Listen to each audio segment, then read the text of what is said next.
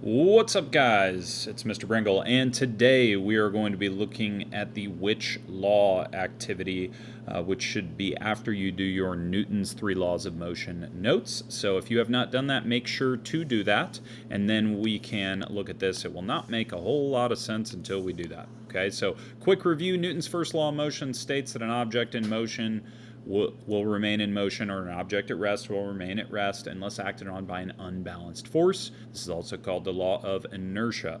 And inertia is the tendency of an object to resist changes in its motion. The more mass an object has, the more inertia it has. Okay, so the second law is essentially the equation F equals ma, but we like to kind of think about it like this.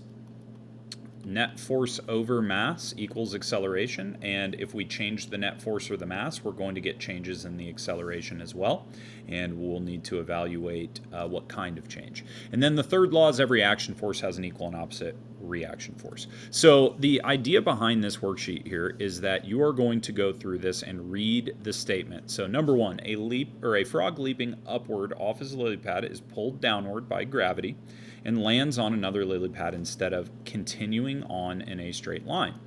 Now, after I've read it, I'm going to evaluate this and decide which of Newton's three laws of motion is best described here. Okay. Now, many times all three of Newton's laws apply to a situation, but these are specifically geared to highlight one of the three. There's a best choice answer. And I've underlined the part that helps me out here. It says the frog leaps upward and it's pulled downward by gravity and lands on another lily pad instead of just continuing in a straight line. Now, that's some terminology that we heard with Newton's first law of motion. Objects continue in motion at a constant velocity in a straight line unless they're acted on by an unbalanced force.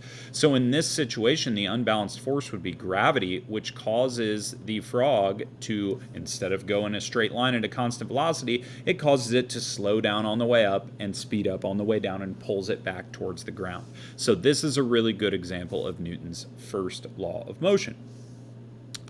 Number two, as the fuel in a rocket ignites, the force of the gas, expansion and explosion, pushes out the back of the rocket, and it pushes the rocket forward. So think about that. It's accelerating gas particles towards the bottom of the rocket, and then it's pushing off the air, which is pushing the rocket forward. Okay, so in this case, we're seeing an action force, which would be the expansion and explosion, that's pushing out the back. And then our reaction force would be pushing the rocket forward. So this is a good example here of Newton's third law of motion. Number three, when you are standing up in a subway train and the train suddenly stops, your body continues to go forward. Okay, so the subway train, you're riding on it and the train suddenly stops, but your body continues to go forward. So once again, this is highlighting Newton's first law of motion. We talked about that in our notes, that if you're on a bus and the bus driver hits the brakes, you might fly forward. So this would be a good example of Newton's first law of motion as well. Okay. Number four, after you start up a motorbike, as you give it more gas, it goes faster. So in this situation, more gas is referring to exerting a larger force on the object. And if you exert more force, it causes it to go faster. So we're really looking at Newton's second law of motion here with that equation, A equals net force over mass.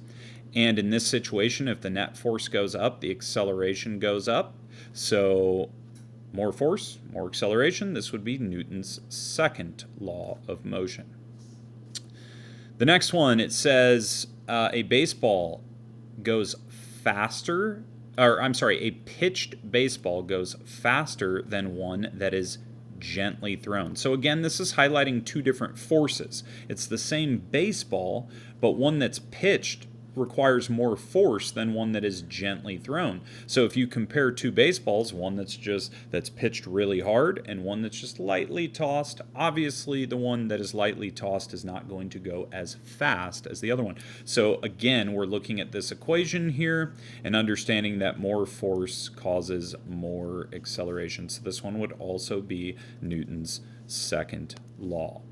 Okay, I've helped you out with the first 5 and talked through all of those. I want you guys to complete the last 5 and we can check answers in class. Just remember a couple things. When you're evaluating Newton's first law of motion, you're looking for something that is in motion, that where its motion is changed by an unbalanced force, or it's continuing in motion because it does not experience an unbalanced force. Same thing could be said for a stationary object. If it's stationary and it experiences an unbalanced force, it changes its motion or not. Okay. When evaluating Newton's second law, look for things like changing the force or the mass. So 2 different forces applied on an object, you get 2 different acceleration values. If you apply the same force but the mass is different between the objects, then you will also get different acceleration values. And then the third law, look for examples that talk about a force being applied in one direction and then the object moving in the other direction, right? So an action force and a reaction force.